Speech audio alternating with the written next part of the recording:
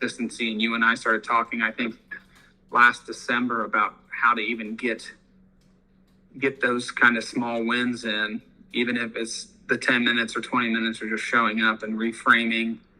I've always been an all or nothing person. Either I'm training for the hardest thing in the world or I'm not going to do it. Welcome to the channel. I am excited to share with you my 5th interview. And this interview is with TJ. And TJ talks about something that I hear all the time, which is the way that people have been successful with exercise consistency is by removing or dropping this all or nothing mindset. And I think that if you can have a healthier relationship with exercise, that's definitely going to set you up for greater odds of being successful in the long run. So I'm excited to share this interview with you. If you can take a moment, please subscribe to this channel. That way you can see when all of the new interviews come out. I do these weekly, and go ahead and enjoy this interview with TJ.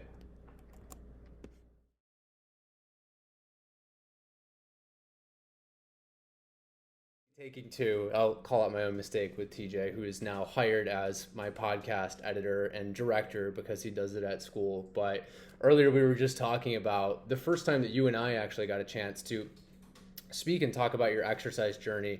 And I know we were just saying basically you're trying to exercise, you're a teacher, you're at school, you have a family, and it was, how do I balance all of this in the beginning? Can you tell us a little bit more about your starting phase? Well, first of it was, for me, it was just getting enough weight off to exercise without getting hurt. Like, it was really more about surviving that piece. I had a lot of injuries trying to exercise really heavy where I would get real bad plantar fasciitis or knee pain or end up hurting myself. So just getting it down to a place where I had some functional movement was an important piece for me. And then it was, okay, now what? Mm-hmm. How do I try to consistency? And you and I started talking, I think, last December about how to even get those kind of small wins in, even if it's the 10 minutes or 20 minutes or just showing up and reframing. I've always been an all or nothing person. Either I'm training for the hardest thing in the world or I'm not going to do it. Yeah. And so that's a challenge. It's still a challenge mindset wise. Like, I'm either going to run it all or I'm not going to do it at all. And so for me now, the challenge has been to transition, because I still wasn't very consistent. Like, my consistency piece probably didn't start until probably around May. I felt like I was finally getting into a rhythm, and that's a real fear of losing that rhythm too. So it's not like, oh, I mastered this thing. It's just like, I'm at a place right now where it's working for me. Yep. And by the way, we're going to talk about exercise, but I think it's also important to highlight how well you've done on the program. You're down is it over 90 pounds right now? 150. I'm not even, I'm like halfway there. Yeah. So you've done like, how has that opened up the opportunity to exercise? Just in free movement, right? So it just, I mean, there's a weird piece to it too, where you're like, how long does this last? What am I going to do? So there's a lot of anxiety around those pieces, but yeah, it's a difference maker for me. I mean, it's changed the way that I can dress, the way that I can move, how quickly shoes wear out. So when you're running at 400 pounds, you wear out shoes really fast. It's really hard on your body. So all of those pieces are really, it's changed a lot of things for me. But the exercise piece, just being skinny fat isn't enough, right? So if you don't add the exercise and the weightlifting specifically into it, strength training, it has to be kind of a big piece to all of it. So yeah, it's been a game changer. Yeah, so it's just opened up all these opportunities to exercise. You played football, right, when you were younger? Is that correct? Can you tell us more about your exercise history when you were younger? Yeah, I mean, it was a lot of wrestling, football, played small college football. Was terrible at that, but it was still like, it's a commitment either way, right? It feels like a job, so it's hard to reframe the job piece of it when you get up at 6 a.m. and you're working out, and it's trying to get as strong and as big as you can. It's not always around functional fitness. It's more about strength. So changing that mindset around you're exercising for a purpose, a goal, instead of, it's always been more of a sprint than it is a marathon. So over the last couple of months, I've really kind of taken the time crunch and made it the challenge. Like, I could get earlier, but I don't want to, right? It's kind of past that point in my life where I want to be working out at 5 a.m. I know a lot of people are like, if you don't get it in, you're not going to get that win.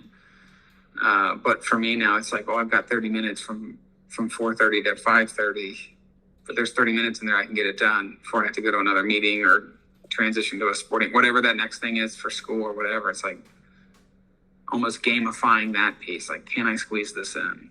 Like that peer pressure has worked for me lately. That's what we were talking about in our last chat, where it definitely sounded like you were gamifying it, basically. So tell us a little bit more about that. So you said, hey, this is, my time. If I can do it then, I can definitely do it. Say a little bit more about that. Yeah, so for me, it's been more about like, okay, especially in the summer with teaching and stuff like that, you have more time. But I'm like, I'm going to put it in the afternoon still because I'm not going to do it before I go to work. I just feel like that's not going to be me. And if I do, those are going to be some short-lived routines, because you finally, when that school year drags on and you finally get the fatigue piece, you're like, I'm not doing it. I'm not getting up. That it's cold out. I don't feel like doing it. So for me, it was like, okay, we get home at 4:30. I'll do my running at 4:30. Like trying to find those natural times now to set some of those habits for when things get back to being crazier later. Yeah. So yeah, I mean, I think those are the pieces for me. It's like, okay, yeah, I mean, yeah, it's hot, okay, but do you want that? Can you work out in the heat? Sure, yeah. Do you have to take some extra precautions, drink extra water, plan ahead a little bit? But I think the consistency piece is more factual, or I'll wait until I make dinner and then I'll go do the weightlifting in the basement with the dumbbells. Like, dinner's made, people can eat, I'll go down and work out, and then I'll transition back. Like finding those little wins there, like that piece has made a difference for me, which I'm sure that doesn't work for everyone. Everyone else is like, well, I'm never going to get back to the house until late. So it's a pointless motivator, but there's something about finding a real lifetime to get it in. Even if I don't get 3 reps of each thing, I don't care. Yep. Like okay, I'm exhausted. I'll do 2 reps of each thing, or I'll cut it back to 8 instead of 10. It's still better than nothing, and reframing the all or nothing aspect. I love that. That's what I hear. So it does sound like this is a priority, and it also sound in where you can fit it into your other priorities too. And the big thing is I'm just doing it. It doesn't necessarily, the intensity or the duration component probably doesn't matter as much. I'm just doing it, which is probably different than when you're playing sports, I'd imagine. Yeah, I mean, because it is all or nothing then, right? And there's a goal, and long-term physical fitness for me now is like, you can't put like, well, I want that to be, it's not a bodybuilding event. It's not something where you're like, okay, I need to be ready by October. I need to be ready by January. It's like getting that in and making the commitment for the self-care is the win. Who cares what time of the day it is? If everyone's in bed and it's 9 o'clock, still a win. Yes. If I get on there for 20, all I do is, it's not even the whole routine, but I get on and I do stretching for 20 minutes. Okay, well, I did that. That's a win. I still took time for myself that I wouldn't have done a year ago. That's awesome. I'm curious because we probably went from a period where you were exercising where it was, we're going back to school, whereas I have to do this. And then now we're at this point where, as you were mentioning before, I started being more and more consistent, and now it's starting to feel a little bit more automatic. But what was the in-between time? So what did the exercise history look like maybe after sports? What did that look like? Tell us more. Not consistent. I mean, it depends. Like, you have periods now. Like, I mean, who knows how long this period will be for me, right? And I can't take that and say that's this huge win because the sample size is small. But historically, for me, it'd be lose 80 pounds, run 5 or 6 5Ks, get burnout, be done. Mm-hmm. Lose 60 pounds, be in the weight room all the time, feel really great, get an injury, I'm done. And then there'd be long lulls in between, 8, 12, 16 months. So, I mean, that cycle has been going on since I was probably 24, 25. Probably every 3 or 4 years, I would work up to the point where I would lose 50 or 60 pounds, but then gain 70 or 80 back, and it just kept cycling that way. Yeah. Are there clues that this time is different? Yeah, I think so. And some of it is just the duration of the weight loss. Usually I was able to do that in 6 or 7 months, and now we're at a year. I've hit more of that maintenance. Like I'm where I'm at now is probably where I will be, and I'm okay with that piece. So that's a legitimate concern. Is like, okay, you hit maintenance. Usually when I hit maintenance, I yo-yo right back up. So I'm at about 3 months 2 or 3 months of being around that 150-pound weight loss mark. So for the first time, I've not gone directly right back up. I mean, I've been using the same scale since, I don't even know, 2013. And you can see it in my historical records where it looks like some really rocky mountains where you hit rock bottom and you shoot right back up to a new high. And like it just was doing that. And this one seems very gradual. So some of that stuff is clicking around reframing the way we look at all of it, because even food and everything else was all or nothing. Either I'm dieting or I'm not. So Yes, that's really interesting. That so in the past it's been hey, like we go down and then we go back up, and I think a lot of people do have this anxiety around maintenance, right? Where is it waiting for the shoe to drop almost? for sure. Yeah. Can you say more about Yeah, that? how would it not be, right? So I mean, people who struggle with weight loss, when their body starts reacclimating to a new weight and they start having those bad cravings around weight gain, and then next thing you know, it's 5 pounds. You just put the scale away for a while. You're like, oh, it can't be that much. And it's 25, then it's 30. And so it's a real anxiety to have around all of this could be for nothing if you don't keep doing what you're doing. But changing the mindset from, okay, we get ice cream, it's not the end of the world. Healthy people can eat ice cream too. So those types of pieces are hard to wrap your head around at first. Like that's not going to catapult me into a 100-pound weight gain, but you've got to be conscious around that. Yeah, is in the medication is a big difference in this time around, right? Does it feel like you're more in control? Yeah, for sure. Yeah. I did about 6-8 months on Mounjaro, and I've had to switch to Wegovy for insurance stuff. So there's definitely a difference in the way both of those two things work. But I think maintenance-wise, being on a semaglutide by itself really is, it would work for me, right? The side effects are minimal. I feel pretty good about energy levels and consistency of application. So having that control of the food thing isn't driving the bus as much as it used to. So then it's more about positive choices. And at some point it feels more automatic than it ever has instead of being so labored. One of the things I always think about is if you look at like studies around impulse control and you look at how people focus so much about either not touching that thing, there's no executive function left to do anything else. So it's almost disabling. Like, I'm not going to eat that cookie, or I'm not going to touch that red button. Well, what energy is left to do the right thing? You're just exhausted because all you thought about is not touching the button or not eating the cookie. So that's kind of that educational perspective I put on it, is like when that mental energy is minimal, now there's more bandwidth to do the right thing on other things. And that's been a difference maker for me. And I would imagine a lot of people don't get all of those micro decisions that you probably have to say no to in response to specific stimuli, right? Like, how can you explain that to somebody that can walk by a cookie and not even worry about it, right? And so yeah, fatigue. You only get so many decisions a day. Like, truly, you do. And then you're just exhausted. You're like, finally, the thing, I'll do the next thing, or I'm not going to do this because I don't want to decide to do that exercise. But if you can condense that down and you still have the bandwidth left at the end of the day to still make the next right choice, you're in a much better place. Because if not, I think that effort's not fair to anybody to be judging people around it, because you're not in their shoes around it. That's such a good way to put it, because a lot of people that I speak to are like, I finally feel in control of my diet. Now I want to exercise. I want to include it in, which has been a really, really cool thing to see. And I think it goes back to what you just said, is that I have the mental space to try new things. So, yeah. Yeah, because if not, what are you trying to accomplish? It's so exhausting. It's even the meal planning or the prepping that people are trying to put into it. If you put all that energy, there's so much energy put into that. How do you even have the energy to then pick which one you eat for that meal or whatever? Yep. You're just like, I'm done. But an entire Sunday making all this stuff and have no decisions left to give. I think that's such a valuable message for people inside and outside of this program to hear. For exercise, what recommendations do you have for people that might have struggled in the past to either get going, and then maybe they got going, but they just really struggle to stay consistent? What advice do you have for them? Just blocking out the time and then just being there is enough, right? So if you go down and you're doing the body weight and you have no weight equipment, who cares?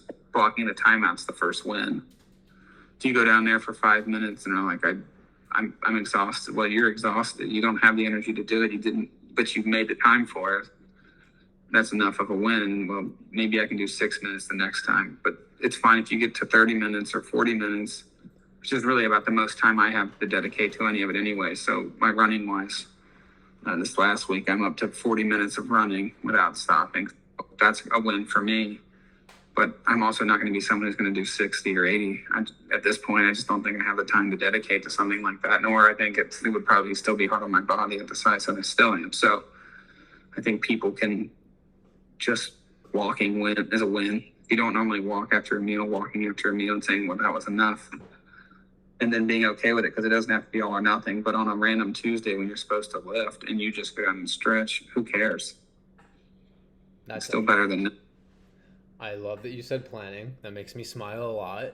That was actually my whole dissertation, was helping people plan, and that actually did change behavior, and then blocking it out. And I really like what you said too. Every time that you do it, it's a win, right? And did you used to think about it like that?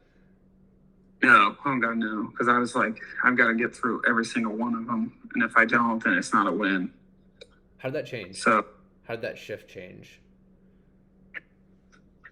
Just finally looking at it from the long game, like, okay, who cares? Like, there's a different, I don't know if it's a switch, but at some point you're just like, the 5 minutes is enough. Like, if I get 5 minutes in, okay, well, I didn't do it 6 months ago, so is 5 better than I was doing 6 months ago? Sure, I'll be fine with that. Yeah. If it's just a walk, swimming, or going and playing with your kids, whatever those things are, if you have to play the Apple Watch game and be like, okay, well, I'm running or I'm swimming laps and I hit the button and that counts as my exercise. What's it matter? I mean, the heart rate's up. You're doing something you weren't normally doing. Yeah. So I feel the pieces too. I think it helps reframe a conversation in your head, because that's the strongest monologue anyways. You and I can talk for 10 minutes, but it's not nearly as much as I talk to myself. That's great. That's really good advice. How would you describe your motive as right now for exercise? What is, so maybe in the past it was for something different, but maybe what's the outcome you want, or the most valuable outcome from being consistent with exercise now? Because I think depending on what you've worked out for in the past dictates on what you want to work out for in the future. Some people may have never lifted weights. Yeah. So well, now this is an exploratory, new, and it's exciting thing. But if you've done it at a high level before and very consistent, it's really hard to be like, well, this is still a win. Because I know what a win feels like. I know that deadlifting 365 or doing, like, having real PRs all the time is a win for some people. Mm-hmm. But really for me now, it's like, well, I did 30-pound dumbbells, 3 sets of 10 over the course of whatever the workout platform was. And you know what? That's still better than what I was doing before. So the motive behind it is the consistency piece. It's like stacking those chips up and saying, well, is it really about being on a streak? Okay, sure. Sometimes it is. Did I run 3 times this week? Did I work out 3 times this week? Did I still have an off day? Yeah. But if I had 2 off days, I'm not going to be mad at myself. Like, that can be just as detrimental, because then it's all or nothing. Mm-hmm. That's another thing I hear. Flexibility, mental flexibility, right? What's the point of starting back over when I just ruined my 8-week streak? Yes. I think you're nailing a lot of so the dark side of exercise identity, which is I'm an athlete, and if I can't deadlift this, then what's the point? Or the streak, which is, if I broke my streak, what's the point? Mm-hmm. Yeah, I mean, that's I've talked to other people who are like, I'm on a 3-year running streak. And I'm like, for who? Yeah. Right, you're around, but for who? You did that for yourself. Like, there's not even a trophy for that. So you're stuck in a rut saying this is what I'm doing it for. And so for me now, it's like, okay, how can I get these wins accumulating around feeling better? If you couldn't run 5 minutes and now you're up to 25, there's a long game there, right? But do I really need to say my long game's 60? I don't think so. Yeah. There's not a ton of want to go out and run for 60 minutes without stopping. And it doesn't mean you're healthier than the person who could do it for 30 either. No, that's correct. That's yeah. I mean, that's the cool thing about exercise, though, is that you can everyone has the capacity to improve, but you don't need to. I don't need to go run a marathon to know that I'm healthy and fit. Sometimes that extreme is probably actually not good unless you're like built for it, basically. So, Yeah. you know, You don't have to run the bear, you have to outrun one person. You always have to. is that we need a shirt for that? Is that you just have to outrun one person? You made One you person. made Ashley laugh at that one. Yeah, yeah. You just got to True, outrun. isn't it? Yeah, that's funny. That should be Yeah. your shirt for your 5K. That's right, yeah. If Yeah. I passed you, behind you now. So, Maybe they let a bear yeah. out on the course. Yeah, that would change the dynamic, wouldn't it? Yeah. Just have someone in a bear suit, and every time they pass them, you're out of the race. Oh, you It's go like, for a bear suit. Okay, I was thinking real bear. Real bear. My mistake. My mistake. Okay, glad we're bear. on. Okay, bear suit's better for sure. Bear suit's better. Yeah. It would definitely make the gun sounding be a lot more intimidating. Everyone just takes off running. Yeah. And very. All right. Well, other than setting up a gladiator arena for something like that, do you have anything else that you'd like to share, basically with sequence members or anyone listening? Basically, I know you shared a lot. It sounds like some of your messages involve reframing the way that you've been thinking about exercise, considering when you do it, not the extent to what you do it, as a win, and just knowing that it's okay if I miss a day or two, it's okay. I'll get back on track. But any other messages that you think are important for people to hear?